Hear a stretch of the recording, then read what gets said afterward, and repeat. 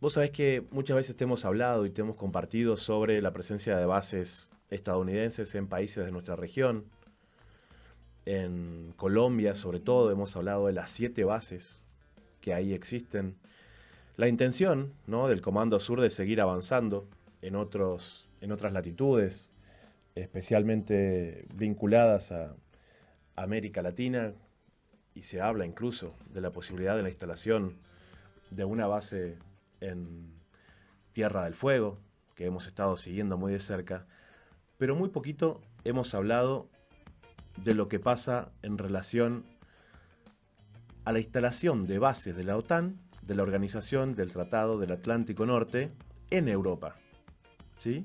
En Europa también se padece la política guerrerista de los Estados Unidos y por eso en esta ocasión nos estamos dando el gustazo de hablar con mi colega, sociólogo, digo colega por comunicador y periodista, no es que yo sea sociólogo, y analista internacional que se mantiene despierto en este momento desde España para poder charlar con nosotros. Aníbal Garzón, te saludamos desde la ciudad de La Plata, aquí en este espacio que es Radio Lix en vivo. ¿Cómo estás?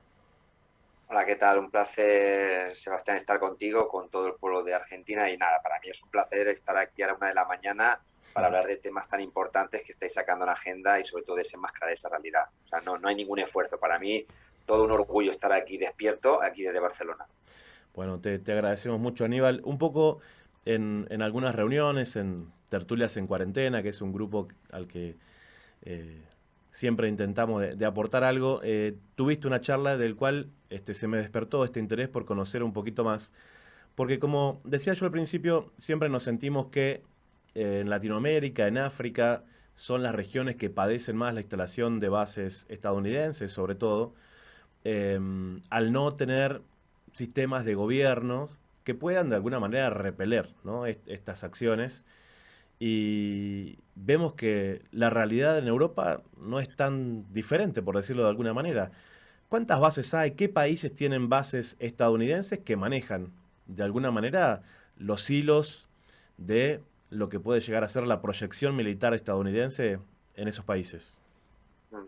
Sí, justamente como comentas, ¿no? Muchas veces hablamos de las realidades, ¿no? De Asia, de América Latina, de África, sobre, ¿no? Oriente Medio, sobre las bases militares de Estados Unidos. Y el primer dato para empezar a mover un poco las neuronas es que de lo que se dice, ¿no? Porque muchas veces hay datos que no son reales, porque la información muchas veces no es transparente, ¿no? En el tema militar, de cerca de unas 800 bases militares, justamente 400 están en Europa. O sea, estamos hablando de un 50%.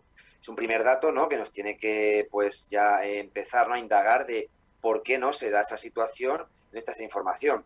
Por ejemplo, en el caso de España, pues hay como cerca de 2 bases militares, porque hay una cosa que tenemos que diferenciar un poco entre bases de la OTAN y bases de Estados Unidos. Por ejemplo, hay bases donde son bases de Estados Unidos y puede utilizar esa base simplemente Estados Unidos, no Alemania o Francia, que son países de la OTAN. Por ejemplo, en España, para así un poco hacer, ¿no?, el ejemplificar, ¿no?, sobre la realidad del país donde resido, hay 2 bases, ¿no?, en Cádiz y en Sevilla, justamente, que son bases de Estados Unidos. Esas son bases de Estados Unidos, al igual que tiene 7 bases, como bien comentabas, en Colombia. Luego, a partir de ahí, hay otras bases, en el caso de España, por ejemplo, en Torrejón de Ardoz, en Madrid, o en Zaragoza, donde esas bases no solamente son de Estados Unidos, sino que son de la OTAN, y Estados Unidos tiene el derecho a utilizarlas, igual que Alemania y Francia.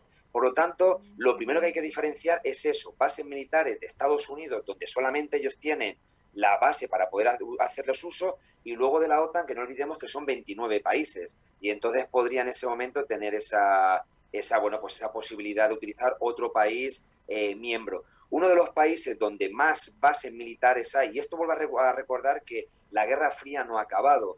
No olvidemos que la OTAN fue creada en 1949 como respuesta a ¿no?, ese papel de Estados Unidos de militarizar todos los países de Europa occidental, ¿no?, con ese miedo al comunismo que era el paradigma, ¿no?, del neoliberalismo de Estados Unidos y ese imperialismo.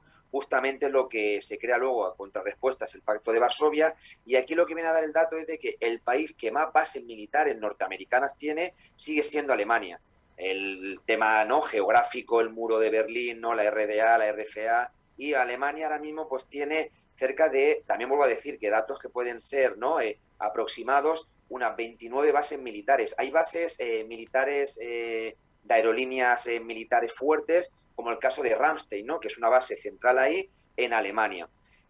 Claro, en total, lo que decíamos del dato de la mitad de bases militares de todo el mundo, 400, ¿no?, entre OTAN y Estados Unidos, está en Europa, por lo tanto, ¿qué quiere decir esto? Y supongo que ahí, pues bueno, pues vamos indagando un poco más ahí, Sebastián, es por qué se ha mantenido, si cayó el Pacto de Varsovia, si cayó la Unión Soviética, y en principio fue un argumento, ¿no?, las bases militares y la OTAN en contra del comunismo. Por ejemplo, aquí en España entraron, no olvidemos que Estados Unidos hizo un pacto con Franco, con el fascismo de Franco, que era un país que había perdido, ¿no?, le había dado el apoyo al nazismo, a Mussolini de Italia, y de repente se genera pues ese lazo con Estados Unidos. ¿Y el por qué? Porque era un país estratégico para Estados Unidos, le levantaron el bloqueo a finales de los años 50 con la visita de Eisenhower, mientras que el otro punto fue crear esas bases militares que había comentado en el inicio. Entonces se empieza a generar toda esa estrategia geopolítica y militar por parte del imperialismo norteamericano, y se ha mantenido después de la caída de Berlín, perdón, y esa final de la Guerra Fría. Entonces, Ahí, ¿qué tiene que ver? Que se están manteniendo los militares en Alemania.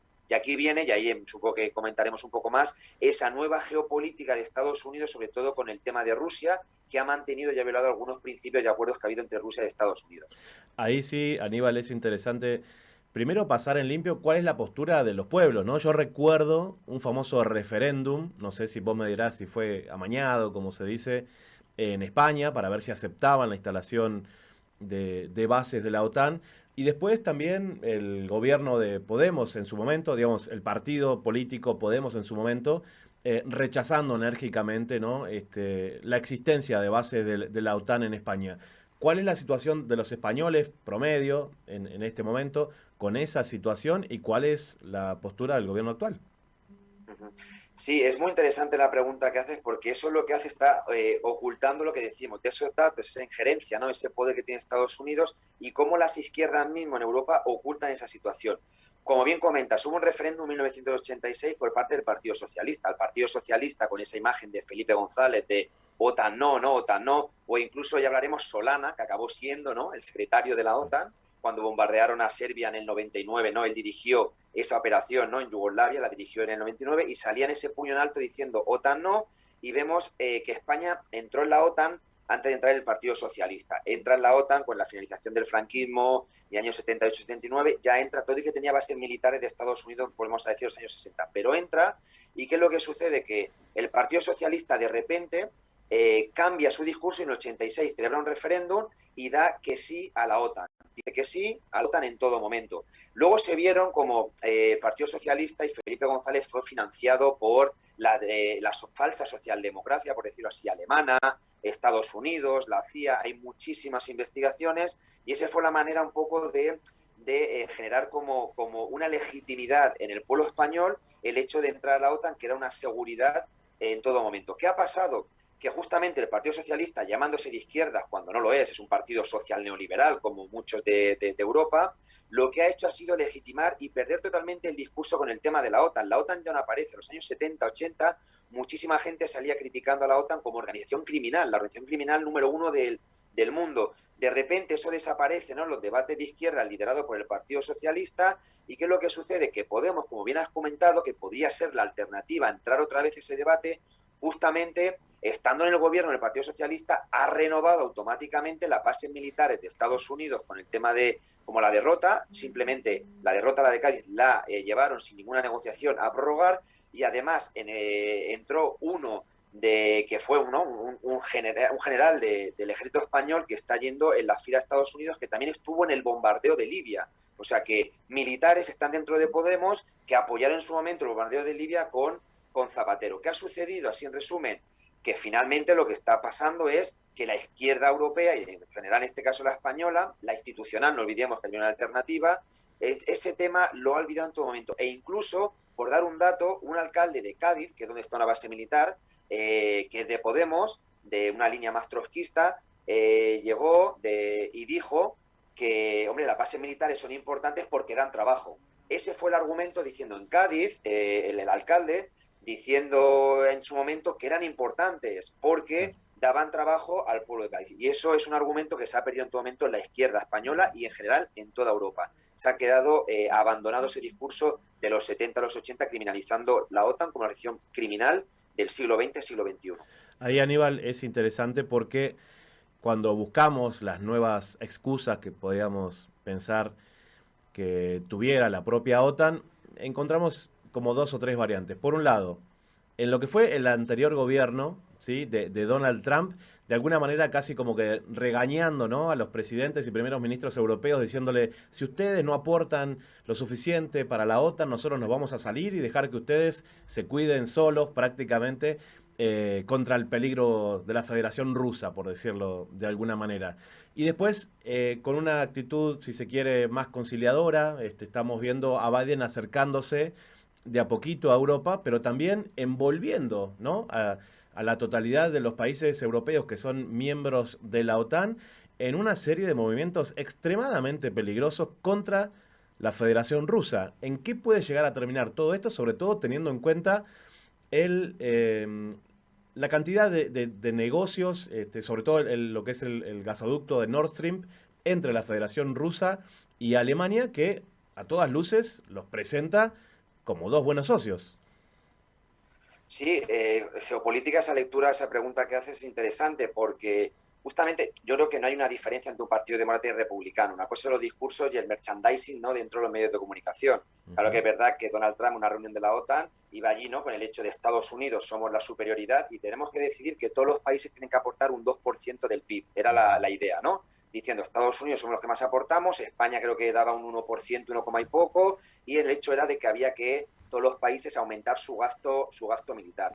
No hay una diferencia. Claro que no iba a salirse de la OTAN. Una de las cosas claras que lleva la política estadounidense y que ha impedido en todo momento es un ejército europeo. El hecho de salirse Estados Unidos de la OTAN y generar la posibilidad de crear un ejército europeo, eso le podía dar una mayor independencia a Europa. Una de las cosas del imperialismo norteamericano sobre Europa es que no se genere un ejército propio de la Unión Europea.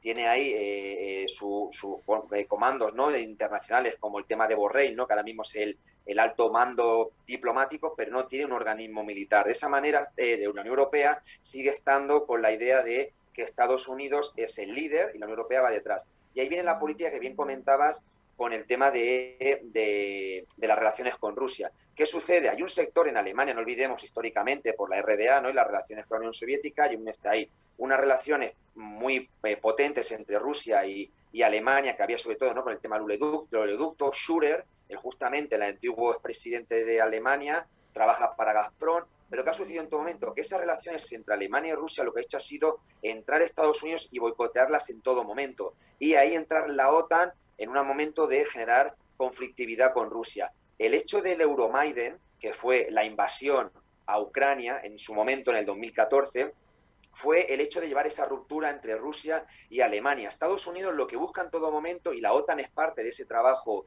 de la geopolítica internacional, lo que está buscando es que no se genere una buena relación entre Rusia y Europa, porque puede generarse como un punto muy fuerte a nivel internacional esa unificación o esas buenas relaciones comerciales, y Estados Unidos no quiere. Entonces, la OTAN es un punto clave de Estados Unidos para generar confrontación en todo momento entre la Europa y Rusia, y generar en ese momento de demilitarizar Polonia, países que eran de Europa del Este, que en el 99 uno de los principios entre el fin de la Guerra Fría fue no expandir la OTAN.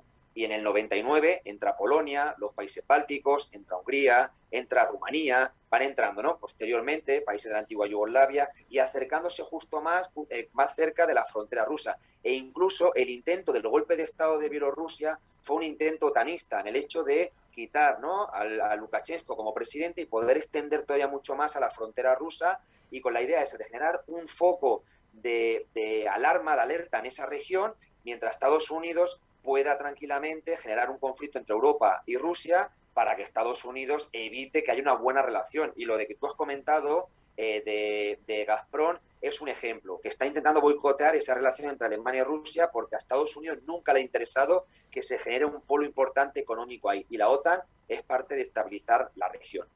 Me parece interesante lo que mencionás sobre el intento de golpe de Estado a Lukashenko en Bielorrusia, que daría la sensación de que son como pruebas de ensayo que van haciendo al no poder enfrentarse abiertamente contra el poderío ruso y lo que eso significaría, sino que van intentando con pseudo aliados, ¿no?, de la Federación Rusa, que es interesante pensar que había como cierto distanciamiento, ¿sí?, entre Putin y Lukashenko, pero después de este ataque directo por parte de los países europeos pertenecientes a la OTAN contra Bielorrusia, pareciera que esta relación se afianzó mucho más y ahí los veíamos juntos a Putin y a Lukashenko esquiando, ¿no?, como charlando, como diciendo, "No, nosotros somos mejores amigos", ¿no?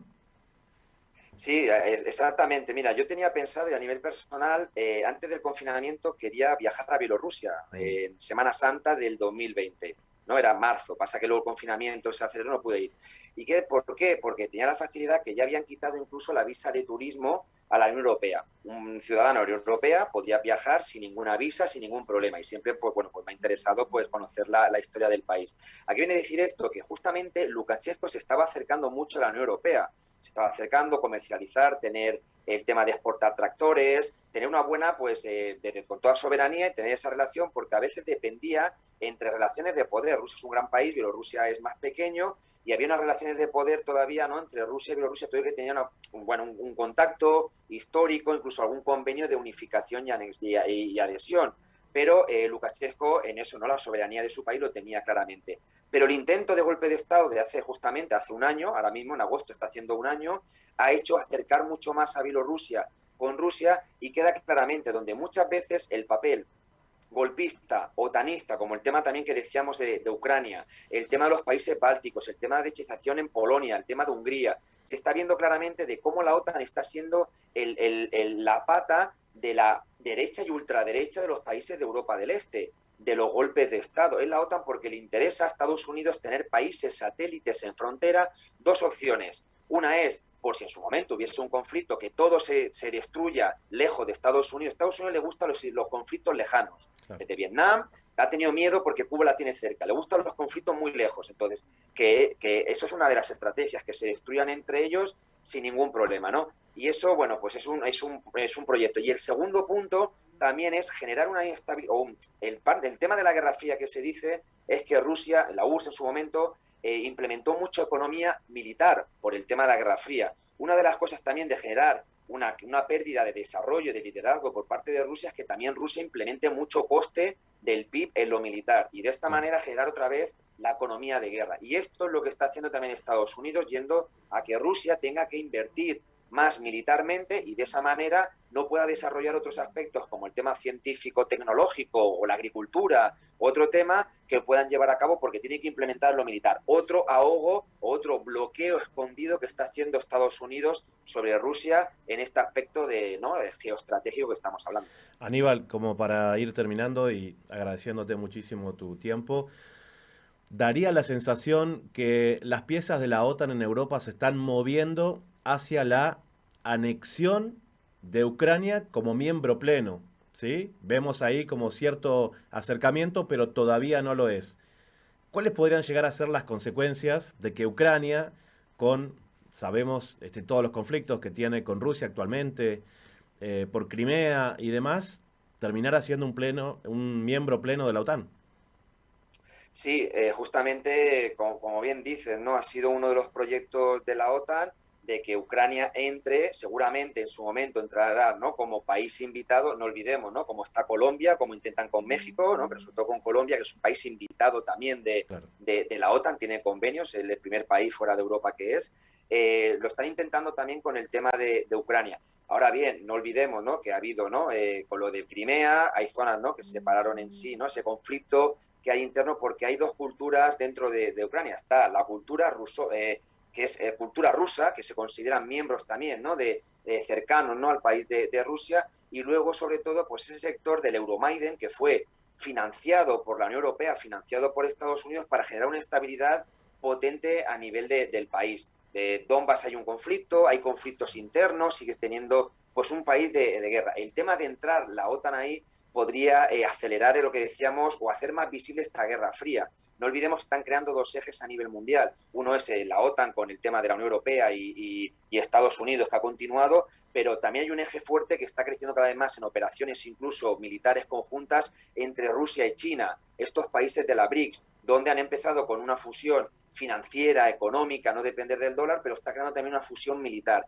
El hecho de que un punto clave, como el tema de Ucrania, acelere las tensiones entre Estados Unidos y Rusia, podría generar pues, bueno, una escala militar importante.